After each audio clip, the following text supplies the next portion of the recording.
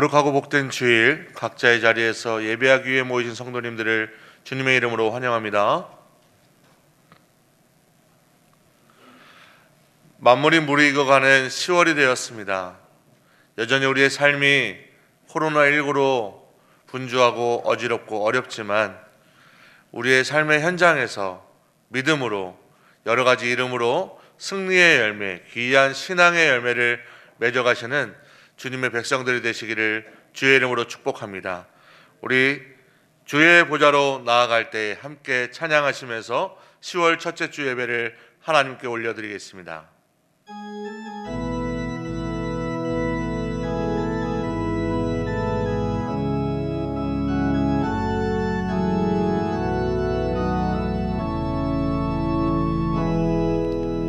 주의 보좌로 나아갈 때에 어떻게 나가야 할까?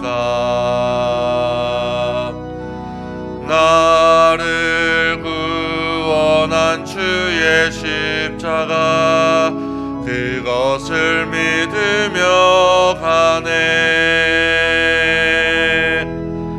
자격 없는 내 힘이 아닌 오직 예수님의 보혈로 자격 없는 내 힘이 아닌 오직 예수님의 보혈로 십자가의 보혈 완전하신 사랑 힘입어 나아갑니다. 십자가의 보혈 완전하신 사랑 힘입어 예배합니다.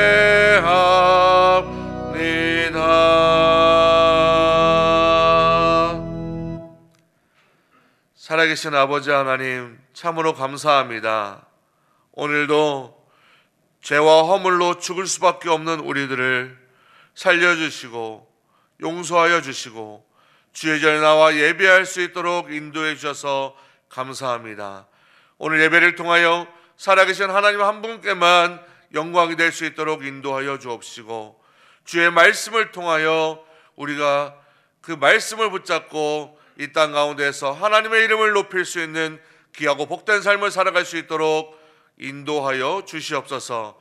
오늘의 예배의 모든 시종을 주님께 의탁하옵고 살아계신 예수님의 이름으로 기도드리옵나이다. 아멘.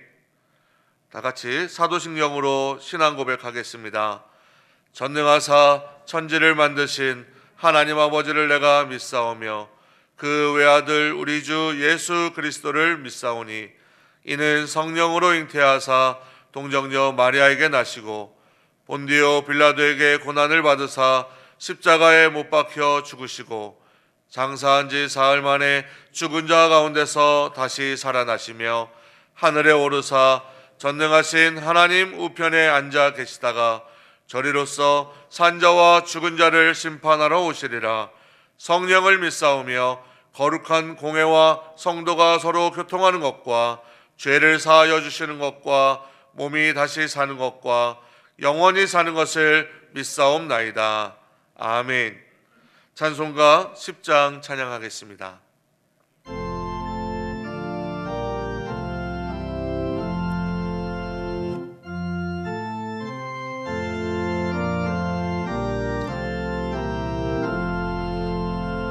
전능왕 오셔서 주 이름 찬송케 하옵소서.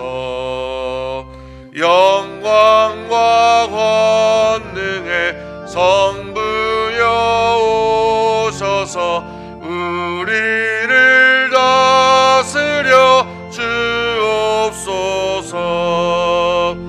강생한 성자여 오셔서 기도를 들으소서. 택하신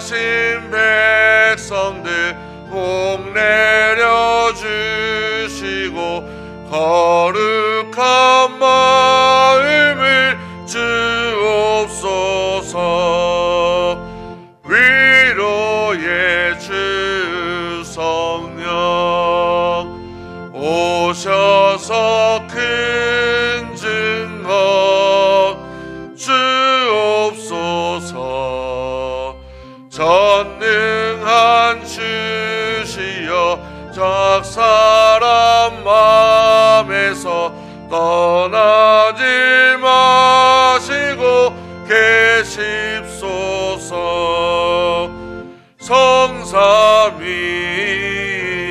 성삼위일체께 한없는 찬송을 드립니다. 존귀한 주님을 영광 중 배웠고 영원히 모시게 하옵소서.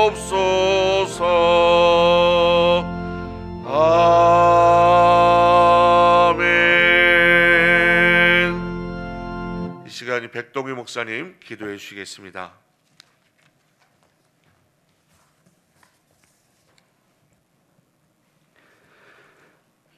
거룩하신 하나님 아버지, 오늘도 예배할 수 있다는 것이 얼마나 귀하고 귀한지요. 죽을 수밖에 없던 죄인을 십자가의 은혜로 살리시고 하나님의 백성으로 삼아주시니 참으로 감사합니다. 오늘의 현실 앞에서 믿음이 흔들리지 않고 보이는 것에 일희일비하는 삶이 아니라 굳건한 믿음으로 주를 바라보며 묵묵히 걸어가는 신앙인들이 되게 하여 주옵소서. 오늘도 말씀을 사모하며 예배의 자리를 찾은 성도들이 여기에 있습니다. 은혜가 필요한 자들에게 폭포수 같은 은혜를 주시고 평안을 구하는 자들에게 세상이 줄 수 없는 참 평안을 누리게 하여 주옵소서. 다친 귀와 눈을 여시어 생명과 진리의 말씀을 보고 듣고 깨닫는 은혜를 허락하여 주시옵소서. 한국교회가 코로나19로 인해 많은 어려움과 위기 앞에 섰습니다. 성도들의 얼굴을 보고 싶어도 볼 수 없고 다음 세대 신앙교육은 참 어려워졌습니다. 속히 대면 예배가 재개되게 하시고 신앙의 공동체가 함께 예배하며 기쁨을 누리게 하여 주시옵소서. 긍휼을 베풀어 주셔서 한국교회의 다음 세대에 말씀의 뿌리가 깊이 내리게 하시고 이들이 한국교회 부흥의 역사를 다시 써내려가는 세대가 되게 하여 주시옵소서. 하루하루 삶의 끈을 붙잡고 일용할 양식을 간구하는 성도들이 여기에 있습니다.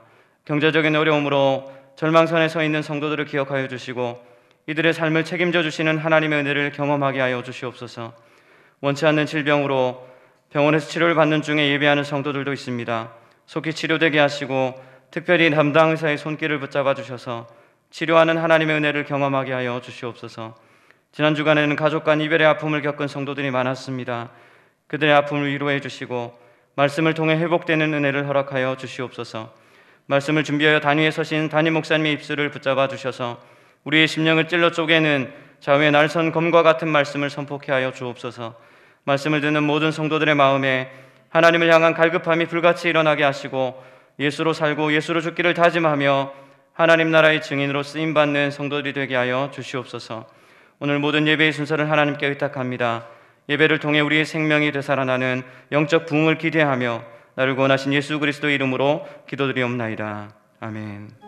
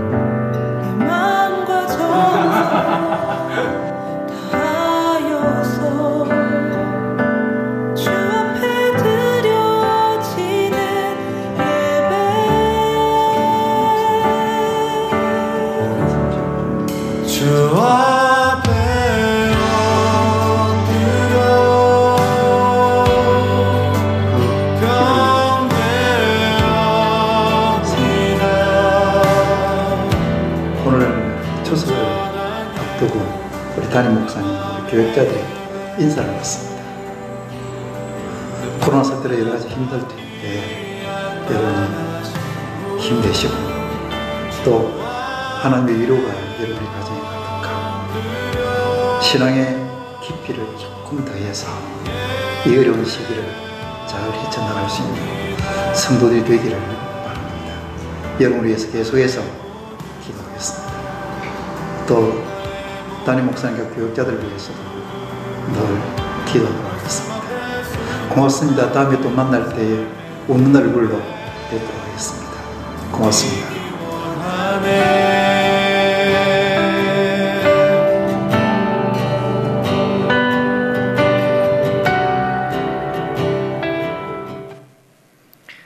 할렐루야. 네, 반갑습니다. 추석 명절 잘 보내셨습니까? 네. 이번 주 지나고 다음 주까지 비대면 예배가 진행되면 12일부터 10월 12일부터 월요일부터 새벽기도 때부터 대면 예배로 진행을 하도록 하겠습니다. 더 연장되지 않도록 여러분 기도 많이 해주십시오. 빨리 뵙고 싶습니다. 네, 교회 앞에 소식을 전하겠습니다. 코로나19 감염 예방을 위해서 추후 공지시까지 모든 공예배는 온라인 예배로 드려집니다. 주일 오전 예배는 주일 오전 11시 홈페이지 및 유튜브 녹화 실황으로 실시간으로 중계되어집니다. 성도님들이 꼭 예배에 참여하시길 바랍니다. 주일 오후 예배는 현장 예배가 재개되어지면 드려지게 됩니다. 주일 오후 청년 예배는 오후 2시부터 녹화 실황을 실시간으로 중계합니다. 수요 기도회는 수요 오후 7시 30분부터 실시간으로 생중계 드려집니다. 매 수요일마다 우리 성도님들이 온라인으로 많이 참여해주고 계시고 또 댓글로 응원하고 격려하고 위로하는 모습들이 참 보기 좋습니다. 이번 주 수요일에도 많이 참여 부탁드리겠습니다. 새벽 예배는 매일 6시 온라인 영상 예배로 드려집니다. 헌금은 홈페이지를 참고하셔서 여러분들이 꼭 헌금을 또 드리시는 신앙생활 하시기를 바랍니다. 성경 통독에 참여하신 모든 분들에게 소정의 선물을 드립니다. 우리 교육자들을 통해서 안내를 받으시면 되겠습니다. 이번에 다독상은 구독을 하신 분이 계십니다. 그 외에도 여러분들 통독에 참여해 주신 분들 참 감사드립니다. 시니어와 함께하는 예배에 참여할 가정을 모집합니다. 신청 방법은 교구 교육자 또는 사랑방 가정을 통해서 신청해 주시면 되겠는데요. 이 비대면 예배를 진행하는 가운데에 또는 현장 예배를 드리고 있지만 우리 어르신들이 코로나로 인하여서 출입하기 힘드신 상황 속에 있고 또 온라인 예배를 드리는 가운데에 참 어려움이 많습니다. 하고 싶어도 기기가 없고 또 여러 가지 상황이 여의치 않기 때문에 우리 성도님들의 도움이 있으면 참 좋겠습니다. 그래서 노트북이나 또 태블릿 PC를 가지고 또 어르신들을 방문해서 함께 온라인 예배에 참여하시면 또 어르신들이 예배도 함께 드릴 수 있고 또 성도 간의 교제를 할 수 있을 줄 압니다. 여러분들 이 광고 보시고 또 마음에 감동되시는 분들은 꼭 여러분들이 신청해 주시면 감사하겠습니다. 평신도 아카데미 비대면 강의는 10월 13일부터 진행이 되어집니다. 각 강의 담당 교육자들의 개별 안내를 따라서 참여하시면 되겠습니다. 학습 세례 입교 대상자는 사랑방 가정 및 교구장을 통해서 신청해 주시길 바라고요. 교육 및 세례 일정은 추후에 공지하도록 하겠습니다. 추석을 맞아서 또 아픔을 겪으신 가정들이 있습니다. 김순자 집사님의 또 남편께서 하나님의 부르심을 받았고요. 또 이용호 집사님의 부친과 박귀자 권사님의 부친께서 고강락 집사님의 모친과 이미숙 A 권사님, 박재환 장로님의 장인께서 하나님의 부르심을 받았습니다. 장례를 은혜 중에 마친 가정들과 또 진행 중에 있는 가정들이 있습니다. 성도들 간의 위로와 교제가 있기를 바라고요. 특별히 이미숙 권사님 오늘 장례 가운데에는 우리 교회에서 위로 예배가 오후 4시에 교회에서 출발합니다. 성도들의 참여 또 부탁드리겠습니다. 여러분 참 뵙고 싶은데 이렇게 빨리 뵐 수가 없네요. 우리 기도 많이 해주시고 다음 주 지나고 나서 우리 현장에서 뵙도록 하겠습니다. 현장 예배가 진행되면 진행되는 첫날 새벽 예배부터는 제가 인도하도록 하겠습니다. 성도님들을 따뜻하게 맞이하겠습니다. 기도 많이 해주십시오. 기도하겠습니다.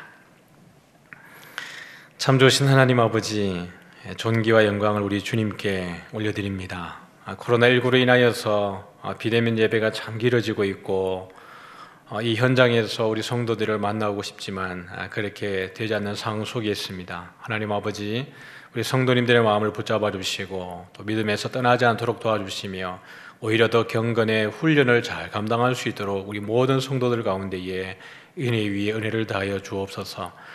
추석 명절을 맞이하여서 우리 가족들을 만나고 또 즐거움을 또 누릴 수 있는 귀한 시간들 주신 것 감사합니다. 어떤 이들에게는 참 행복한 시간이었지만 또 어떤 이들에게는 부담스럽고 또 아픈 시간이었을 수도 있는데 그럼에도 불구하고 모두에게 우리 이사학교회 공동체가 가족이 되어서 서로 위로하고 은혜를 나눌 수 있는 그런 복도 허락하여 주시기를 원합니다. 그 중에 또 장례를 통해서 아픔을 겪는 가정들이 많습니다. 하나님 특별히 이들에게 위로하여 주시고 땅에 소망을 두지 않고 하늘에 소망을 두는 우리들입니다. 나그네 된 인생길 가운데에 먼저 하나님의 품에 안겨서 영원히 안식을 누리게 된 그 고인들을 우리가 바라보는 가운데에 이 땅에서 우리의 삶도 그분들의 삶을 본받아서 나그네 인생을 믿음 안에 든든히 세워가는 은혜가 우리 모두에게 있게 하여 주옵소서. 이미 마친 장례와 진행되는 모든 장례 절차 가운데에도 하나님께서 은혜 베푸시기를 원합니다. 오늘도 예배를 참여하는 가운데에 하나님께 드리는 귀한 예물을 주님께서 흠양하여 주옵소서. 11조와 감사와 선교와 건축과 모든 여러 기타 목적을 따라 드리는 예물 가운데 하나님 함께 하시고 또 주일 헌금까지 하나님께 드린 그 모든 예물이 하나님 우리의 믿음의 고백이 되게 하시고 우리의 전생애를 주님께 올려드리는 그런 삶이 되어질 수 있도록 복 내려주시기를 원합니다. 특별히 하나님 아버지, 이 시니어들과 우리 어린 교회학교 우리 어린 친구들 주님께서 특별히 붙들어 주시고 이 어려운 때에 우리 시니어 어르신들과 어린아이들의 믿음이 떠나지 않도록 더 강건하게 붙들어 주시기 원하옵고 오늘 함께 말씀을 나눌 때에 말씀을 전하는 이 부족한 종의 입술을 붙잡아 주시며 함께 예배드리는 모든 이의 마음속에 하나님께서 우리에게 주시고자 하는 그 말씀의 은혜가 있게 하여 주옵소서. 예수님 이름으로 기도드리옵나이다. 아멘. 네, 말씀을 함께 나누겠습니다. 우리 요한복음 10장 22절부터 30절까지 말씀을 함께 나누겠습니다. 요한복음 10장 22절부터 30절까지 말씀을 제가 봉독해 드리겠습니다. 예루살렘에 수전절이 이르니 때는 겨울이라. 예수께서 성전 안 솔로몬 행각에서 거니시니 유대인들이 애워싸고 이르되 당신이 언제까지나 우리 마음을 의욕하게 하려 하나이까? 그리스도이면 밝히 말씀하소서 하니 예수께서 대답하시되 내가 너희에게 말하였으되 믿지 아니하는도다. 내가 내 아버지의 이름으로 행하는 일들이 나를 증거하는 것이거늘 너희가 내 양이 아니므로 믿지 아니하는도다.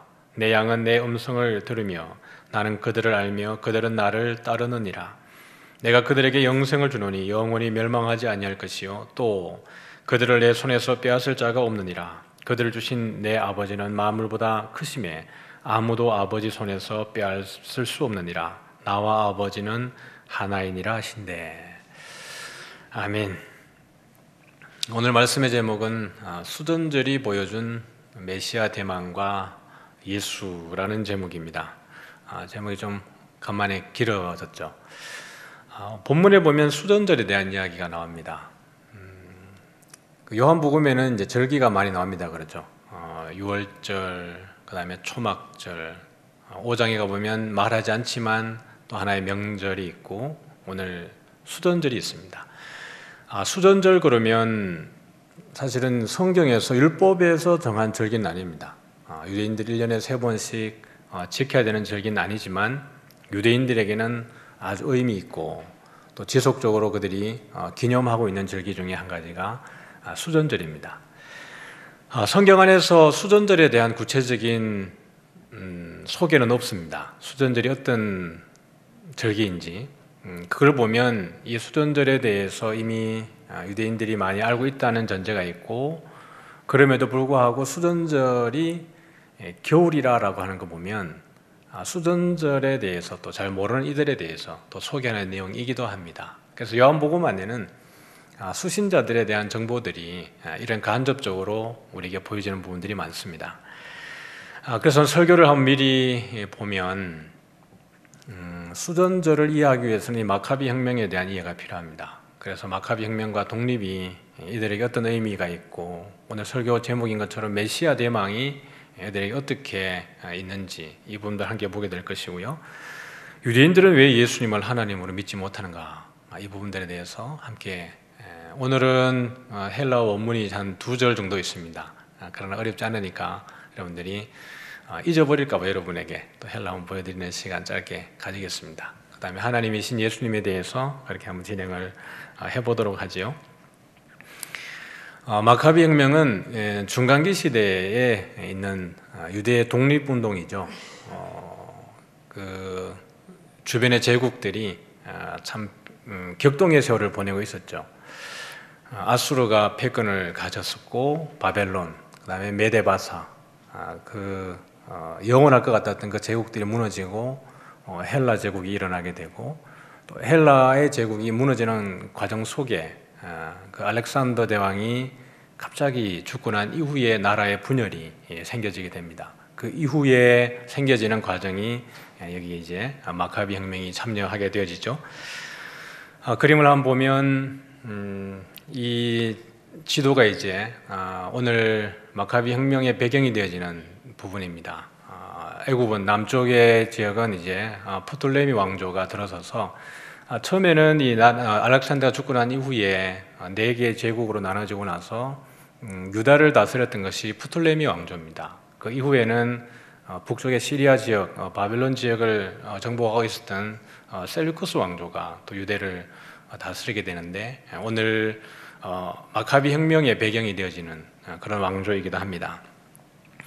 안티고누스가 중간에 이제 한번 일어나서 또 큰 격동을 일으키고 아시아 지역을 다스리지만 이후에 연합군에 의해서 패망하고 결국에는 4지역의 큰 제국으로 나누어져서 분할 통치하게 되어집니다. 알렉산더가 죽고 난 이후에 이 일들이 벌어지게 되는 거예요. 안티오쿠스 4세 에피파네스 셀루쿠스 왕조의 왕입니다. 그런데 이 왕이 유대에 대해서 아주 이렇게 그 3세 안티오쿠스 3세 때에는 유대에 대해서 선한 정책을 폈습니다. 그러다가 이들이 어려워지자 그 정책이 이제 변화되면서 변화된 정책을 이어받았던 왕이 안티오쿠스 4세 에피파네스입니다. 에피파네스라고 하는 것은 신의 현현이다 이렇게 했죠. 근데 유대인들은 이 에피파네스를 나중에 에피마네스라 그럽니다. 바보 멍청이 이런 자로 워드 플레이를 해서 이렇게 자기들끼리 부르곤 했죠. 이 에피파네스 안티오쿠스 4세가 이집트를 애굽을 이제 정복을 해서 갔는데 결국엔 로마의 개입으로 인해서 이집트 정복을 실패하게 됩니다. 그래서 돌아오는 가운데 이 분풀이를 누구에게 하게 되냐 그러면 유대에 하게 되어집니다. 이미 좋지 않은 그런 관계 속에 있었지만 그 헬라화를 유대가 지속적으로 반대했기 때문에 그 빌미를 삼아서 유대에 대해서 이제 탄압을 하게 되는데 예루살렘을 강탈하고 방화하고 성전을 훼손하고 율법서를 태우고 학살하는 여러 가지 악행을 지르게 됩니다. 또한 과도한 세금을 징수하고 대제사장직을 매매하는 성직 매매가 이때부터 이루어지게 되어집니다. 그리고 율법 준수를 못하게 하죠. 유대인들이 생명같이 여겼던 율법을 못 지키게 하는데 어떤 것들이냐 그러면 안식일을 지키지 못하게 하고 할례를 금지하고 할례를 행하게 되면 그 아이를 죽여서 부모의 목에 걸고 다니도록 그렇게 했습니다. 아주 잔인하게 금지했고 율법서를 가지지 못하도록 했고 또 제우스 신의 제단과 우상을 성전 안에 세웠던 겁니다. 그리고 제단에다가 돼지를 제물로 바치게 했던 겁니다.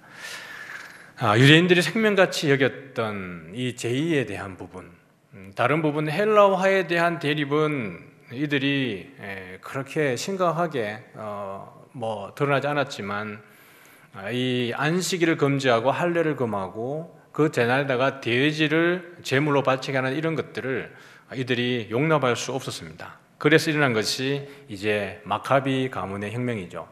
마타디아라고 하는 한 제사장이 일어나서 이제 그 안티오쿠스 4세 에피파네스의 정책에 반대하고 이제 독립운동을 시작하게 되어집니다. 그러면서 우리가 잘 알고 있는 유다 마카비, 그 이제 유다라고 하는 아들이 이제 그 마타디아의 뒤를 이어서 이 독립운동을 진행하게 되는데, 마카비라고 하는 것은 별명이죠. 망치라는 뜻입니다. 그래서 이 마카비가 일어나서 이제 싸움을 하게 되고, 이때에 우리가 회복하게 되어지는 것이 뭐냐 그러면 성전을 다시 탈환하는 겁니다. 다시 성전을 정결하게 하고 하나님 앞에 드려지게 되어지는 것. 이것이 BC 164년 12월 25일입니다. 이렇게 해서 성탄절이 되는 건 아닙니다. 날짜가 같을 뿐입니다. 그리고 이 요나단 때에 그 아들입니다. 요나단 때에 유다에 대한 헬라화를 시리아는 포기하게 됩니다. 셀리쿠스 왕조가 지속적으로 헬라화를 진행을 하려고 했지만 이때 가서 포기를 하게 되는 거예요. 그러나 이미 고위 관료들, 종교 지도자들은 헬라화에 익숙해져 있고 그런 헬라화라든지 이런 부분들에 대해서 이미 수용한 상황이었기 때문에 사실 큰 의미는 없지만, 그럼에도 불구하고 이 전체적인 배경에서는 이들이 유대인들은 헬라화를 끝까지 포기했던 겁니다. 그래서 북부 갈릴리 쪽에 있는 그 이스라엘 백성들과 예루살렘은 달랐던 거예요. 북부 이스라엘은 이미 빠른 시기에 헬라어를 수용을 하고 헬라화를 수용을 했지만 예루살렘은 그렇지 않았습니다. 그래서 가버나움 같은 경우에는 내륙의 항구라고 할 만큼 여러 민족들이 지나다니는 통로였기 때문에 그것의 헬라화가 빨랐습니다. 그러나 예루살렘은 끝까지 견뎌내고 이겨냈던 거죠. 그리고 유대의 정치적 독립이 시몬이 통치하던 그 시기에 일어납니다. 그래서 80년간의 정치적 독립을 유일하게 맛본 때, 그러니까 이들이 통일왕국 지나고 그 남유다죠, 586년에 멸망하고 난 이후에 그들이 경험하게 되어지는 정치적 독립의 그 시간이 유일하게 이때입니다. 이때가 지나고 나면 로마가 다시 들어와서 그들을 정치적으로 개입하고 독립을 잃어버리게 되는, 그러니까 수전절이 갖는 의미는 단순히 이들이 마카비 혁명을 통해서 성전을 회복했다, 이 정도에서 끝나는 것이 아니라 이들에게는 또 다른 메시아, 그러니까 마카비가 일어나서 마카비가 일어나고 나중에 그 뒤에 하스몬 왕조가 일어나서 다스렸던 그런 정치적 독립을 유지하고 했던 그 때에 대한 추억이 있습니다. 그래서 지금 이 로마로부터 우리를 벗어나게 해주는 실질적인 지도자가 필요한데 그게 누구예요? 메시아예요. 그리스도입니다. 예수가 그리스도라고 이야기를 했을 때 유대인들 입장에서 보면 전혀 다른 느낌인 거예요. 마카비처럼 독립운동을 하고 나라를 정치적으로 완전히 독립을 해서 자유를 줘야 되는데 그렇게 하지 않고 예수라는 사람이 와서 늘 하는 일은 뭐예요? 세리와 창기들을 만나는 거예요. 사람들 만나서 병 고쳐주는 게 전부입니다. 그러고 나서 자기가 하나님의 아들이라는 거죠. 그러니까 유대인들 입장에서는, 종교 지도자들 입장에서는 도무지 이해가 되질 않는 겁니다. 왜 당신은 비나스같이, 마카비같이, 요한 힐카누스 같이 그렇게 일어나서 우리나라의 그런 정치적 독립이라든지 자유를 위해서 싸우지 않느냐라는 거예요. 그러면서 우리가 좀 보면 이게 마카비에서입니다. 제1 마카비에서 4장 36절부터 61절까지의 내용을 보면 이 수전절과 관련된 내용이 있어요. 제가 좀 시간이 가지만 그럼에도 불구하고 여러분들에게 천천히 한번 읽어드리겠습니다. 그럼 여러분들에게 아마 도움이 좀 될 겁니다. 유다와 그의 형제들은 이제 적을 다 무찔렀으니 올라가서 성소를 정화하여 다시 봉헌합시다 하고 말했습니다. 그리하여 전군이 집합하여 시온산으로 올라가 보니 성소는 황폐해 있고 제단은 더럽혀졌으며 성전 문들은 타버렸고 성전 뜰에는 마치 숲이나 산같이 잡초가 우거져 있었으며 사제들의 방은 산산이 부서져 있었다. 그들은 옷을 찢고 머리 위에 재를 뿌리고 크게 통곡하며 땅에 엎드렸다. 그리고 나팔 소리를 신호로 하늘을 쳐다보며 크게 부르짖었다. 한편 유다는 부하들에게 명령을 내려 요새 안에 있는 적군을 공격하게 하고 자신은 성소를 정화하였다. 유다는 율법에 충실하고 흠이 없는 사제를 뽑아 그들에게 성소를 정화하게 하고 더럽혀진 돌들을 부정한 곳으로 치우게 했다. 그들은 더럽혀진 번제 제단을 어떻게 할까 의논한 끝에 좋은 생각이 떠올랐다. 이방인들에게 더럽혀진 제단이 자기들의 치욕거리로 남지 않도록 헐어버리자는 것이었다. 그래서 그들은 제단을 헐어버리고 그 돌들은 예언자가 나타나 그 처리 방법을 지시할 때까지 성전산 적당한 곳에 쌓아두었다. 그 다음 그들은 율법대로 자연석을 가져다가 전의 제단과 같은 제단을 새로 쌓았다. 여기 자연석이라고 하는 것은 우리 출애굽기 또 신명기에도 보면 쪼개지 아니한 돌로 제단을 쌓으라 그랬습니다. 쪼개지 아니한 돌. 돌은 있는 그대로가 가장 완벽한 거예요. 쪼개지 않은 것, 있는 그대로가 가장 완벽한 것이고 거룩한 것입니다. 그래서 제단을 쌓을 때는 돌을 쪼개지 않도록 했어요. 근데 그대로라고 이야기를 하고 있는 겁니다. 자연석을 가져다가 그렇게 하는 거예요. 그들은 성소와 성전의 내부를 수리하고 성전 뜰을 정화했다. 새로 거룩한 기물을 만들고 등경과 분향제단과 상을 성소 안에 들여놓았다. 그리고 나서 제단에서 향을 피우고 등경에 등에 불을 붙였다. 등불이 성소 안을 환하게 비추었다. 또 상에 빵을 얹어놓고 휘장을 쳤다. 이렇게 해서 그들은 성소 꾸미는 일을 모두 마쳤다. 이들이 더럽혀진 제단을 성소를 다시 회복하기 위해서 율법에 있는 그대로 진행하고 있는 것을 보게 됩니다. 그 다음에 보면 계속입니다. 148년 기슬레우월 즉 9월 25일, 이때가 BC 164년 12월 25일을 이야기합니다. 이른 아침에 그들은 일찍 일어나서 율법대로 새로 만든 번제 제단에 희생 제물을 바쳤다. 이방인들이 그 제단을 더럽혔던 바로 그날과 그때에 그들은 노래와 비파와 퉁소와 꽹과리로 연주를 하며 그 제단을 다시 바쳤다. 모든 백성은 땅에 엎드려 그들에게 성공을 가져다 주신 하늘을 경배하며 찬양하였다. 제단 봉헌 축제는 8일 동안 계속되었는데 그들은 기쁜 마음으로 번제물을 바치고 구원의 제물과 감사의 제물을 드렸다. 그들은 성전의 정면을 금으로 만든 왕관과 방패로 장식하고 사제들의 방을 수리하여 문을 닫았다. 이방인들이 죽어간 치욕의 흔적이 가셔졌기 때문에 사람들은 크게 기뻐하였다. 유다와 그의 형제들과 이스라엘의 온 회중들은 매년 기슬레우월 25일부터 8일간 기쁜 마음으로 제단 봉헌 축일을 지키기로 정하였다. 그래서 수전절이 지속적으로 이들에게 율법에 명한 절기는 아니지만 이들에게 아주 의미 있는 날이기 때문에 우리나라의 광복절 같이 그런 해방의 기쁨과 제단에 대해서 다시 하나님께 올려드리는 것에 대한 기쁨으로 매년 지키기로 정해진 것이죠. 그래서 수전절이 등장하게 된 이유가 거기에 있습니다. 그리고 이것이 겨울에 있었던 것이죠. 예루살렘의 수전절이 이르니 때는 언제죠? 겨울이라는 거예요. 이런 정보는 사실 구체적으로 줄 필요는 없죠. 왜냐하면 예루살렘에 수전절이 있었다 이렇게 하면 되죠. 6월절이 되었다 이렇게 되는데 6월절은 봄에 가까웠다 뭐 이렇게 굳이 하지 않지 않습니까? 근데 수전절은 겨울이라고 하는 걸 보면 수전절이 언제 있는지 모르는 이들이 이 수신자들 가운데서 있었을 것이기 때문에 요한이 친절하게 이야기해 줍니다. 그럼에도 불구하고 이 겨울이 주는 또 다른 의미들이 있겠죠.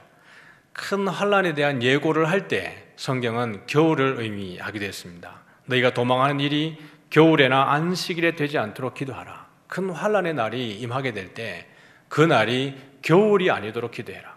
또는 안식일이 되지 않도록 기도하라는 거예요. 왜 그렇죠? 안식일에는 이들이 거룩하게 지켜야 되는데 피난 갈 수는 없잖아요. 그러니까 그 대환란의 때가 안식일에 일어나지 않도록 하라는 거예요. 그다음에 겨울은 왜 안 될까요? 겨울이 춥기 때문에 그렇습니까? 이들에게 겨울은 우기입니다. 우기는 비가 많이 오게 되죠. 그러면 갑자기 비가 내리게 되면 그 가늘천에 물이 들어차게 되어집니다. 그렇게 되면 이들의 도망갈 수 있는 활로가 막혀버리는 거예요. 그러면 그들이 감옥에 갇히는 것처럼 이렇게 갇혀지는 상황이 생겨지는 겁니다. 도피할 수 없는 상황이 이루어지게 되는 거죠. 우기에 이런 일이 벌어지지 않도록 기도하라는 거예요. 겨울은 그래서 그런 어떤 환란에 대한 예고를 할 때 표현되어지기도 했습니다. 또 다른 의미는 이들의 영적 상태죠. 수전절을 맞이해서 그들이 성전을 재건하고 하나님 앞에 올려드렸지만 그러나 실질적인 그 유대인들의 영적 상태는 뭐예요? 겨울인 겁니다. 춥고 그 다음에 어떻게 보면 그들에게 소망이 없는 듯한 어떤 느낌들.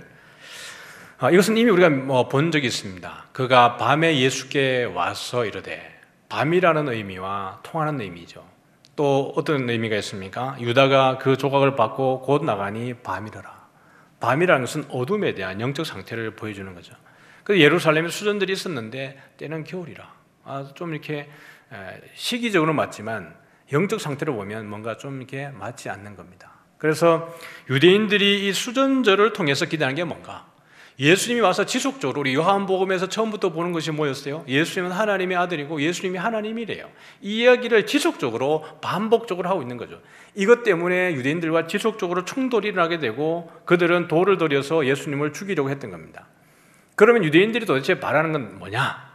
이 부분을 볼 때 오랜만에 여러분들이 조금 이제 익숙한 단어로 나가야 됩니다. 추석이라서 영화를 보다가 천문이라는 영화를 끝에 잠시 봤는데 이제 그 장영실에 대한 이야기, 그다음에 세종대왕에 대한 그 이야기도만요 했는데 그 이야기를 쭉 보는 가운데에 옛날에 훈민정음에 관한 이제 드라마도 한번 있었죠. 그걸 보면서 고민이 좀 많이 들었습니다. 그 당시에 한글을 만들어서 백성들에게 널리 전한다라는 것은 가장 두려워했던 게 누구냐 그러면 사대부였죠. 왜냐하면 이 지금 나라를 다스리는데 문자로 우리가 통제를 해야 되는데 문자가 백성들에게까지 알려지게 되면 자기들이 가지고 있는 세력, 권력이 사실은 이게 분배되기 때문에 자기들이 위협을 받는다. 이것 때문에 한글이 백성들에게 알려지는 것을 그렇게 사실 두려워했죠. 최대한 막으려고 했지만 어쨌든 세종대왕을 통해서 또 많은 학자들을 통해서 한글이 창제되고 반포가 되어진 거죠. 그걸 이렇게 보다가 우리 성도들에게 이 헬라를 어떻게 해야 될까 이 고민이 많이 들었습니다. 그럼에도 불구하고 성경이 쓰여진 원문이기 때문에 그리고 요즘에는 성도님들도 어플을 통해서 이 헬라어에 접근할 수 있는 길이 많이 열렸습니다. 그래서 어플리케이션을 보면 헬라어에 대한 해석 또 문법에 대한 그런 주해 이런 것들이 많이 이렇게 되어져 있습니다. 그래서 마음만 조금 가지게 되면 원문에 여러분들이 조금 더 쉽게 접근을 할 수 있습니다. 그래서 여러분들에게 제가 이렇게 익숙하게 자꾸 이렇게 노출을 시켜드리고 어렵지 않게 조금씩 제가 풀어가도록 그렇게 하겠습니다. 한번 화면을 다시 보여주시면 이 부분이 이렇게 여러분이 읽을 수 있도록 제가 한글을 달았습니다. 같이 한번 읽어보면 에이, 수, 에이, 호, 크리스토스, 에이펜, 헤민, 파레시아 이렇습니다. 여기 보면 똑같은 단어 같은 게 있죠. A라고 하는 것이 두 가지가 있는데 그러나 의미는 좀 달라요. 앞에 있는 A는 조건절을 만들 때 쓰는 A, if이고 뒤에 A는 비동사입니다. 그래서 이 부분을 여러분에게 좀 그냥 쉽게 해석을 해드리면 A는 만약, if, 만약이라는 뜻이고 헬라어에서는 만약이라고 할 때 쓰는 if라고 쓸 때 쓰는 단어가 두 가지가 있습니다. A가 있고 에안이라는 또 단어가 있는데 A가 올 때와 뒤에 에안이 올 때 따라오는 동사의 형태가 많이 달라집니다. 어떤 식의 동사가 와야 되는지 그런 부분이 달라지는데 지금 우리 이슈는 아닙니다. 그러나 A라고 하는 건 만약, 수라고 하는 것은 당신이라는 뜻입니다. 당신이, 호 크리스토스, 그 그리스도, 그냥 그리스도죠. 당신이 만약 그리스도라면 비동사입니다. 여기서 A 그 다음에 뒤에 A가 나오면 뭔가 이 조건문을 달 때 현재 사실에 대한 그 상황을 두고 이 조건문을 내는 건데 좀 강조의 의미가 있습니다. 쉽게 말하면 당신이 진짜 그리스도냐 이런 의미입니다. 당신이 진짜 그리스도라면 에이페라고 말하면 당신은 말하라. 누구에게? 우리에게. 파레시아는 분명하게 말하는 겁니다. 진짜로 당신이, 그러니까 여기 원문을 보면 이 사람들의 느낌을 알 수 있어요. 어떤 느낌으로 지금 질문하는지를 알 수 있습니다. 그냥 한글로 보면 당신이 그리스도이거든 우리에게 분명히 말씀하십시오라고 하지만 원문을 보면 이것이 얼마나 더 강조하고 있고 도대체 우리는 믿을 수 없다라고 하는 것에 대한 어떤 느낌들을 좀 더 분명하게 받을 수 있어요. 그래서 한글 성경을 보면 유대인들이 애워싸고 이르되 당신이 언제까지나 우리의 마음을 의욕하게 하려 하나이까 그리스도이면 밝히 말씀하소서라는 거예요. 한글에서도 이 조건에 대한 부분이 나오지만 원문이 주는 더 정확한 강조적 의미는 사실은 이 안에 보여지지 않습니다. 그래서 여러분에게 보여드리는 거예요. 그래서 이 정확한 의미는 뭐냐 그러면 뉘앙스 이런 겁니다. 당신이 정말로 그리스도입니까? 우리는 믿을 수 없다는 거예요. 지금 어떤 절기에서 이야기를 하고 있는 거죠? 수전절에서 이야기하고 있는 겁니다. 수전절이 그냥 단순히 의미 없이 그냥 명절을 이야기하는 게 아니라 수전절이 갖는 입장에서 보면 메시아가 필요한데 당신이 메시아라고 지금까지 쭉 예루살렘에 와서 그렇게 많은 이야기를 했지만 당신이 해온 일들을 봤을 때는 메시아의 일이 아니라는 거예요. 진짜 메시아라는 걸 내가 믿을 수 없겠다라고 하는 것이 지금 이들의 입장인 겁니다. 다시 한번 보면 이것도 제가 한번 글을 달았습니다. 같이 한번 읽어볼게요. 시작. 호티, 우크, 에스테, 엑, 톤, 프로바톤, 톤, 에몬입니다.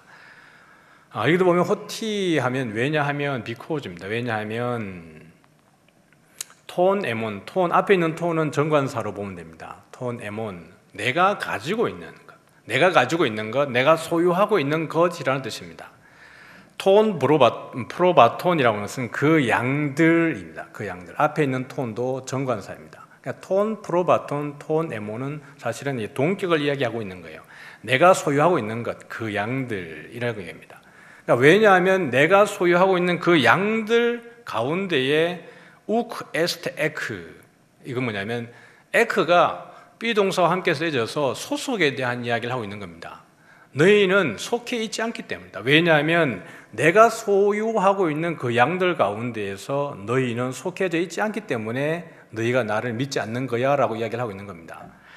그래서 영어에도 보면 발음이 제가 좋지 않지만 but you do not believe, 그러나 너희들이 믿지 않는다는 거예요. Because you are not among my sheep입니다. 왜냐하면 너는 내 양들 가운데 있지 않기 때문이다.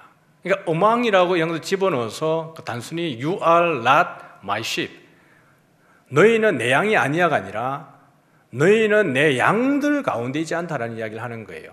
그래서 여러분 이 10장 전반절에 나는 선한 목자라 그러고 나는 양의 문이라 그러면서 양들은 주인의 음성을 듣는다 그랬어요. 그래서 주인이 먼저 자기 양을 데리고 나가면 다른 사람이 자기 양을 데리고 나간다 그랬는데 함께 모여있는 그 양들 가운데 적어도 너희들은 내 양이 아니라는 얘기입니다. 내가 가지고 있는 그 양들 무리 안에 있지 않기 때문에 너희들이 나를 믿지 않는다 이렇게 얘기하는 겁니다. 그래서 요한복음 8장에 가보면 하나님께 속한 자는 하나님의 말씀을 듣나니 너희가 듣지 아니함은 하나님께 속하지 아니하였음이로다. 지속적으로 유대인들은 요한복음에서 계속 유대인들과 바리새인들과의 논쟁 속에서 언급되어지는 게 누구예요? 모세에 대한 이야기, 선지자에 대한 이야기, 8장에 가면 아브라함까지 등장을 했습니다.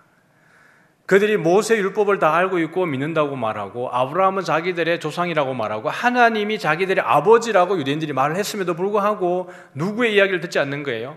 예수님의 이야기를 듣지 않는 겁니다. 내 말은 듣지 않더라도, 내 말은 믿지 않더라도 내가 하는 일을 보고 하나님을 믿으라. 그리고 내가 그인 줄 알라라고 말하지만 그들이 듣지도 않고 믿지도 않는 거예요. 그 이유는 무엇이냐 그러면 너희들은 누구에게 속하지 않았다는 거예요. 나에게 속하지 않았다라고 예수님이 말할 뿐만 아니라 하나님에게 속하지 않았다라고 이야기하고 있는 겁니다. 결국 이 이야기를 통해서 무슨 이야기를 하는 거예요? 소속에 대한 이야기를 하고 있습니다. 너희들은 누구의 소속이냐라는 거예요. 이미 8장에서 예수님이 뭐라 그랬죠? 너희 아비는 마귀다라는 거예요. 너희 아비는 마귀다. 너희는 너희 아비 마귀에게서 났으니까 거짓을 따른다라는 거예요. 영적인 눈이 막힌 거죠. 날 때부터 소경된 자가 눈을 뜨게 되었을 때에 우리가 맹인인가 이렇게 얘기합니다. 야, 네가 못 본다고 말하면 네가 맹인이 아니고 눈을 뜨고 보게 되는 건데 네가 본다고 하니까 네가 맹인이라고 얘기하시는 겁니다. 우리는 어떠합니까? 우리는 늘 말씀 안에 있으면서 정말 예수님께서 말씀하시는 그 말씀의 본질을 추구하고 있습니까? 우리 이사학교회가 추구하는 것처럼 복음의 본질로 한 걸음씩 한 걸음씩 더 나아가고 있습니까? 아니면 내가 보고 싶은 대로, 내가 해석하고 싶은 대로 여러분이 해석을 하고 있는 겁니까? 제가 여러분에게 이 원문을 노출시키는 이유는 몇 가지 있는데 그 가운데 한 가지가 뭐냐 그러면 여러분의 담임 목사가 적어도 성경을 바라볼 때 허투루 보지 않는다는 걸 여러분들에게 보여드리는 의미도 있습니다. 왜냐하면 이후에 제가 이단에 대해서라든지 유사복음에 대한 이야기를 하고 증명을 하고 변증을 해낼 때 그냥 단순히 어떤 감성적 접근에서 이건 아니라고 말하는 게 아니라 성경을 볼 때 성경이 어떻게 말하고 있는지 그것에 근거해서 이단이라든지 유사복음에 대해서 반론할 것이기 때문에 그렇게 될 때 성도님들이 더 이해하고 설득하고 동의되어지기 쉽기 때문에 여러분에게 원문을 의도적으로 노출을 시켜드리고 있고, 이것이 여러분들이 어떤 어플을 통해서 들어가 봤을 때 이 목사가 헬라를 허투루 하고 있지 않구나라는 것을 여러분들이 이해하게 된다 그러면 조금 더 선명하게 이 말씀으로 더 가까이 갈 수 있기 때문에 이렇게 여러분에게 노출을 시켜드리고 있는 겁니다. 분명히 예수님 오셔서 여러 가지 일들을 유대인들이 알고 있는 그 베이스에서 이야기하고 있어요. 그럼에도 불구하고 유대인들이 예수님을 영접하지 않는 겁니다. 문제는 뭐예요? 소속의 문제입니다.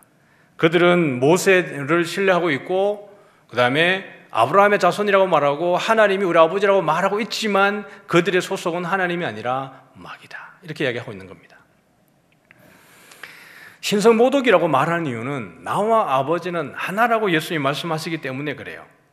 한번 보면 예수님과 하나님이 하나라고 하신 부분은 이 부분뿐만 아니라 17장에도 있죠.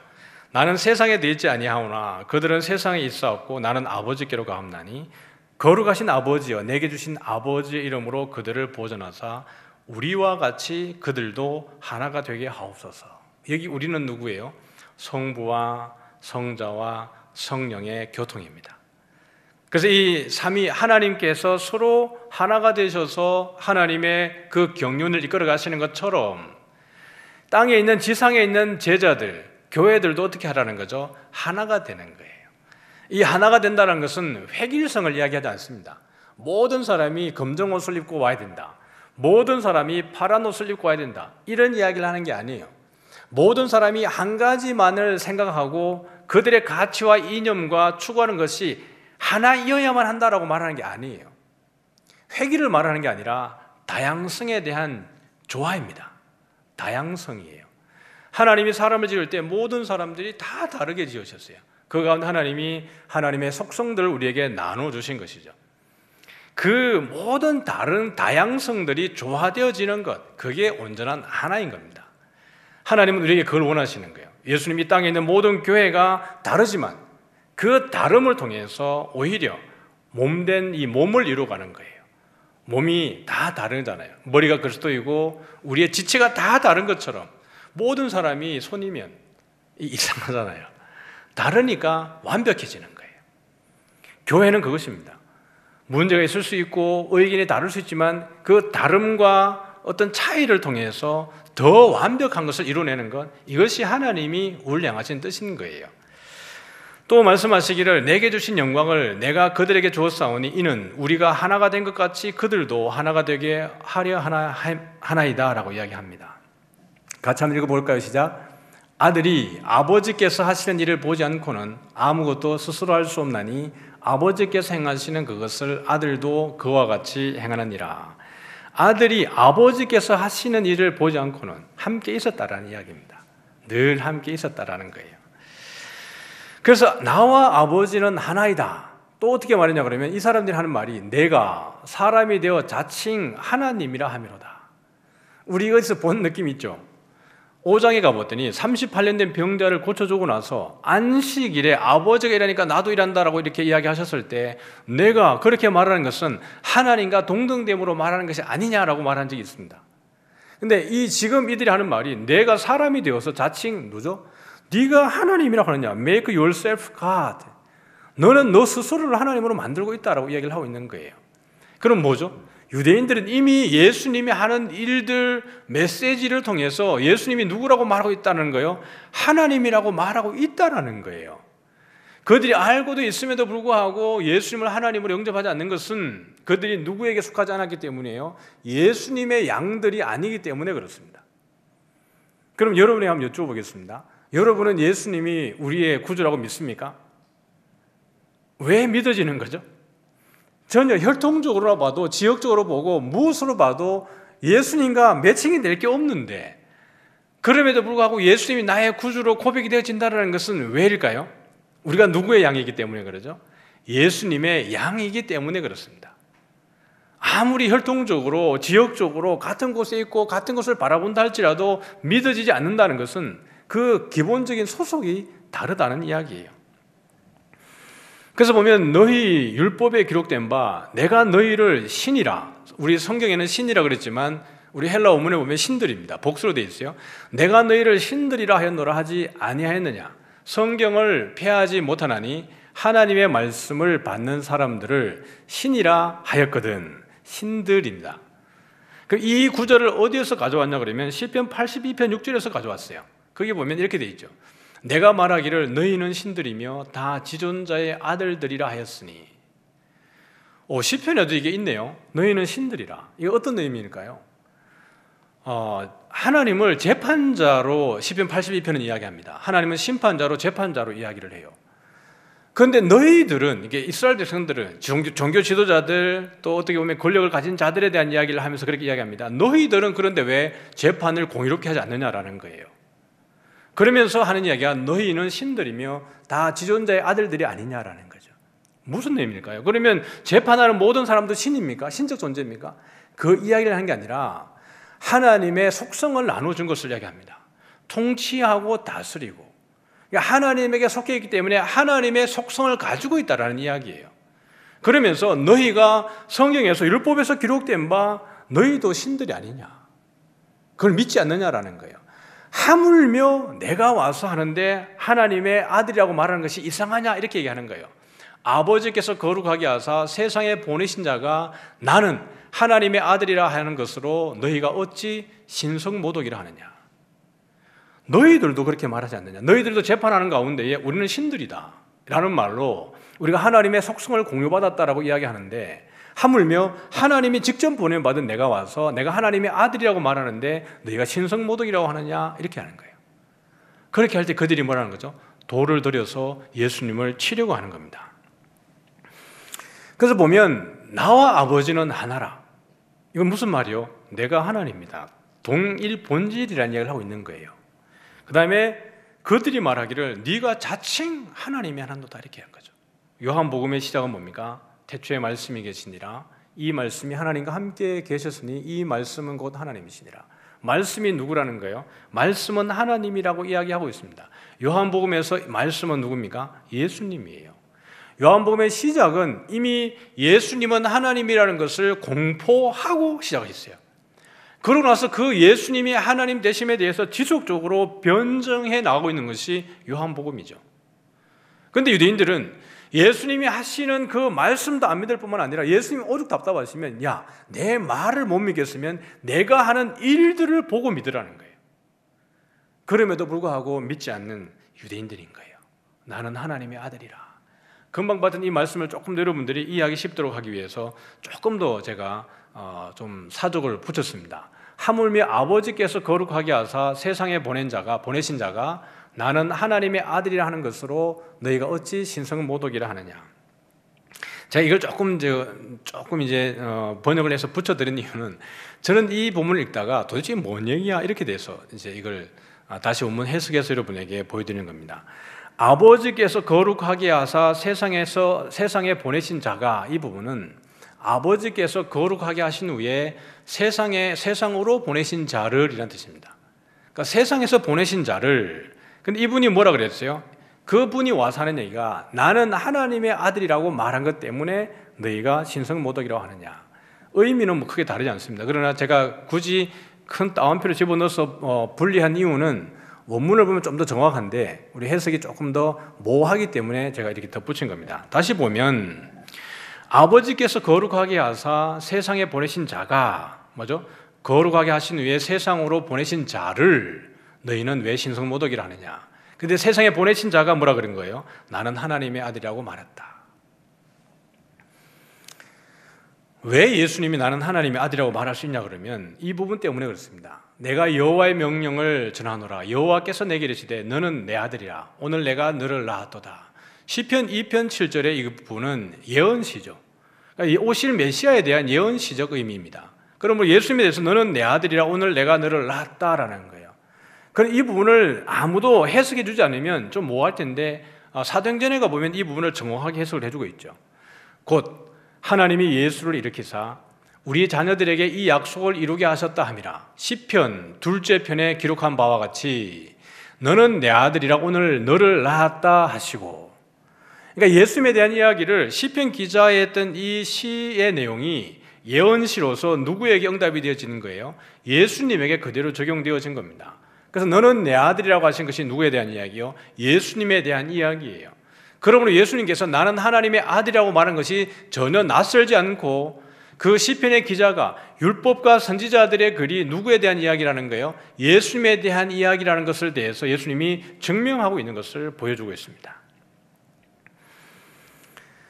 그래서 유대인들이 이로 말미암아 더욱 예수를 죽이고자 하니 이는 안식일을 범할 뿐 아니라 하나님을 자기의 친아버지라 하여 자기를 뭐죠? 하나님과 동등으로 삼으심이라. 그러니까 예수님이 자기를 하나님과 동등으로 삼으신 거예요. 그래서 믿지 않는 이유는 우리가 다시 한번 정리해 보면 영원한 제국을 꿈꾸면서 고대했던 그러니까 수전절을 여러분이 잊어버리면 안 됩니다. 이 10장을 이해하는 가운데 10장 하반대로 와서 예루살렘의 수전절이라, 때는 겨울이라, 이 수전절을 잃어버리고 나면 뒤에 이 논쟁이 어떤 의미를 가지는지를 잃어버리게 돼요. 그러나 수전절에 지금 이 이야기를 하고 있다는 것을 기억하게 될 때 이것이 얼마나 지금 심각한 충돌을 일으키고 있고 유대인들이 얼마나 모순 가운데 있고 무지 가운데 있는가를 그대로 보여주는 거예요. 그래서 이 10장은 9장의 날 때부터 맹인된 자의 스토리와 무관하지 않습니다. 거기에서 지속적으로 연결을 요한은 의도적으로 시키고 있는 거예요. 날 때부터 맹인된 자의 눈을 뜨게 되는 것, 그 다음에 10장으로 넘어올 때 선한 목자, 사꾼과 도둑과 강도에 대한 이야기, 수전절까지 연결되어지는 이 스토리는 사실 하나의 긴 고리를 가지고 연결되어져 있습니다. 그런 그가 왔음에도 불구하고 그들이 어떻게 하는 거예요? 믿지 않습니다. 왜요? 그의 양이 아니기 때문에 그래요. 그의 양이 아니기 때문에 안 믿어지는 겁니다. 결국 소유의 문제죠. 누구의 소유이냐? 예수님의 소유냐? 아니면 마귀의 소유냐? 이 코로나로 인해서 우리는 여러분 경건의 훈련을 많이 하셔야 됩니다. 경건의 능력을 많이 겸비하셔야 됩니다. 그리고 우리 가장님들 또 리더들은 우리 가원들이 또 조원들이 어디 있는지를 꼼꼼히 살펴서 주일 또는 우리 새벽기도라든지 수요기도회에 함께 여러분이 예배 처소로 인도를 해야 됩니다. 왜냐하면 마귀가 우는 사자와 같이 삼킬 자를 두루 찾기 때문에 그래요. 지금처럼 신앙생활을 편하게 할 때가 어디 있습니까? 이럴 때일수록 우리가 경건의 훈련을 쌓는 거예요. 다른 말로 말하면 성경의 표현대로 말하면 경건의 모양을 갖춰가는 겁니다.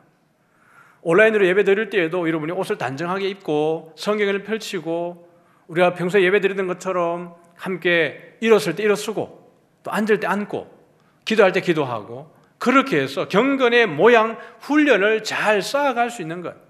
우리가 누구이기 때문에요? 예수님의 양이기 때문에 그래요. 예수님의 말씀을 듣고 사는 자들이기 때문에 이런 어떻게 보면 영적으로 해이할 수 있는 이런 상황 속에 더 훈련을 집중해야 됩니다. 그래서 우리 다음 주 지나고 그 다음 주에 만나게 될 때 정말 사모하는 마음으로 구원의 감격과 예배의 즐거움 이런 것이구나. 현장에 와서 예배 드린다는 것이 이런 감격이 있구나를 여러분들이 사모하고 기다려야 합니다. 말씀을 한번 정리해보죠. 유대인들은 정치적 독립을 보장할 수 있는 메시아를 기대하고 있었습니다. 요한복음에서 유대인들은 더더욱이나 그런 쪽으로 집중되어져 있죠.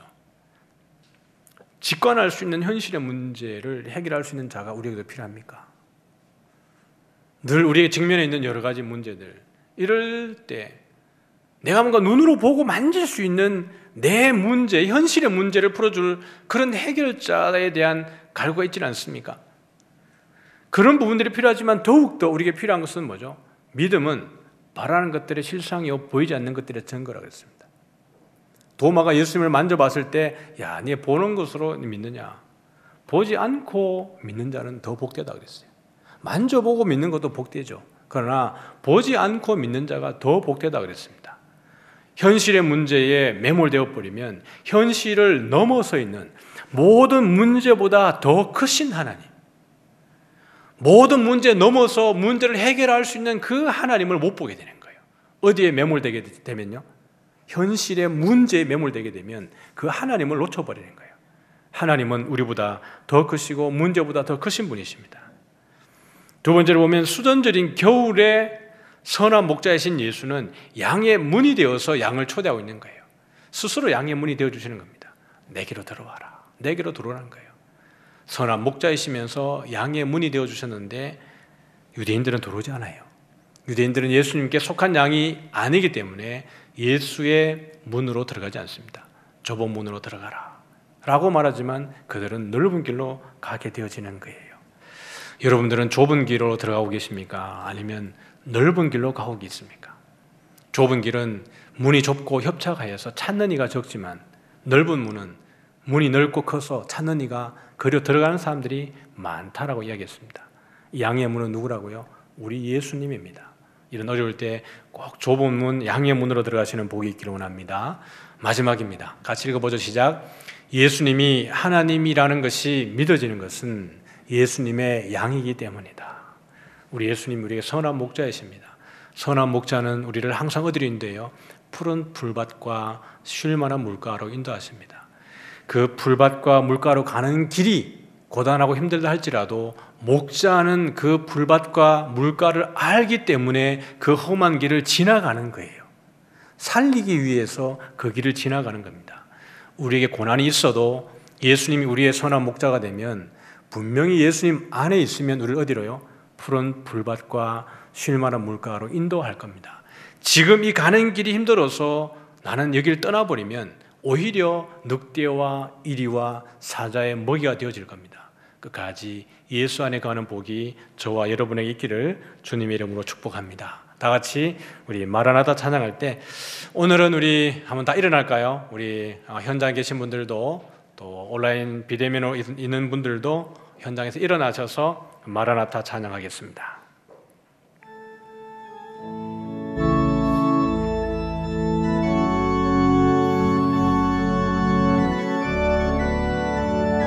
마라나타 주 예수여 어서 오시옵소서. 마라나타 주 예수여 어서 오시옵소서. 땅의 모든 끝 모든 족속 주를 찬송하게 하소서. 아멘. 마라나타 주 예수여 마라나타 주 예수여 어서 오시옵소서. 모든 열방이 주께 돌아와 모든 열방이 주께 돌아와 춤추며 경배하게 하소서. 우리 주님 다시 오실 길을 만들자. 십자가를 들고 땅끝까지 우린 가리라. 우리 주님 하늘 영광 온 땅 덮을 때 우린 땅끝에서 주를 맞으리. 마라나타 마라나타 마라나타 마라나타 아멘. 주 예수여 오시옵소서. 마라나타 마라나타 아멘. 주 예수 마라나타 마라나타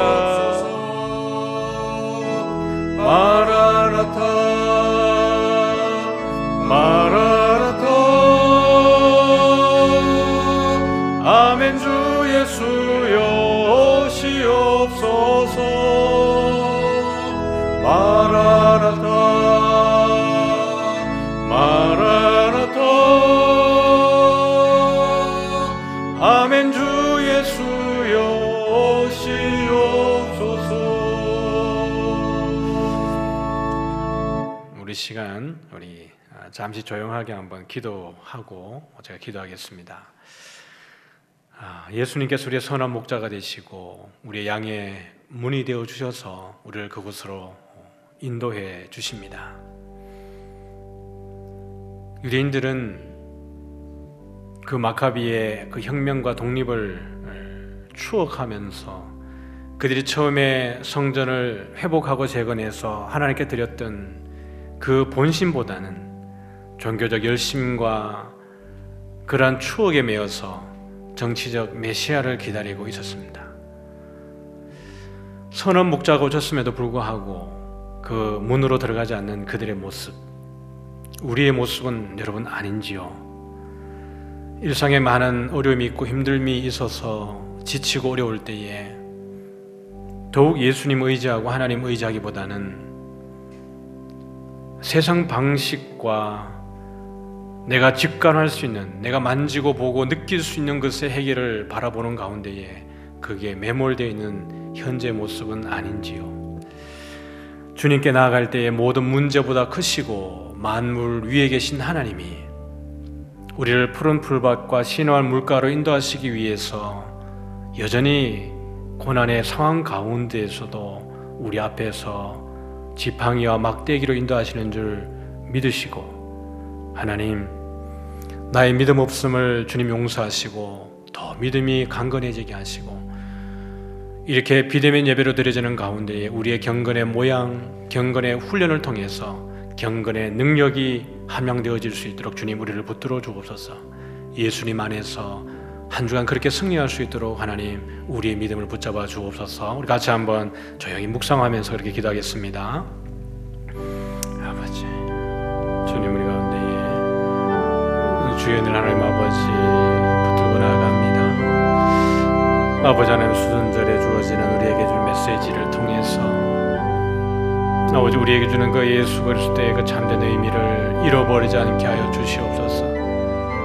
하나님이신 예수님이 선한 목자가 되시고 양의 문이 되셔서 우리를 살리기 위해서 그렇게 인도하시는 줄 믿습니다. 주님 품에 있을 때에, 그 막대기가 지팡이에 있을 때에 우리를 하나님 아버지 푸른 풀밭과 쉴만한 물가로 인도할 줄 믿사오니, 주님 그 가는 노정에 그 과정이 힘들고 어려울지라도 예수님이 나의 선한 목자이기 때문에 우리가 인내하고 믿음으로 하나님 견뎌내게 하여 주시기를 원합니다. 한 주간 우리를 음모라는 하나님 아버지 그런 모든 아픔과 어려움과 위기들 다 이겨내게 하시고, 주님의 하나님 아버지 인도하심을 따라 좁은 문으로 들어가며 양의 문으로 들어가서 그렇게 예수님의 승리에 참여하는 복이 있게 하여 주옵소서. 지금은 우리 주 예수 그리스도의 은혜와 하나님 아버지의 크신 사랑과 성령님의 교통하심이 종교적 열심과 추억에 파묻혀서 본질을 놓쳐버리는 유대인들이 아닌 우리에게 선한 목자가 되시고 양의 문이 되시고 좁은 문이 되셔서 결국 우리를 그 막대기와 지팡이로 인하여서 푸른 풀밭과 쉴만한 물가로 인도하실 것을 믿고, 지금 우리가 거쳐가는 고난과 아픔과 역경의 광야를 잘 이겨내기를 소원하는 사랑하는 모든 성도들 머리 위에 이제로부터 영원토록 함께 있을지어다. 아멘.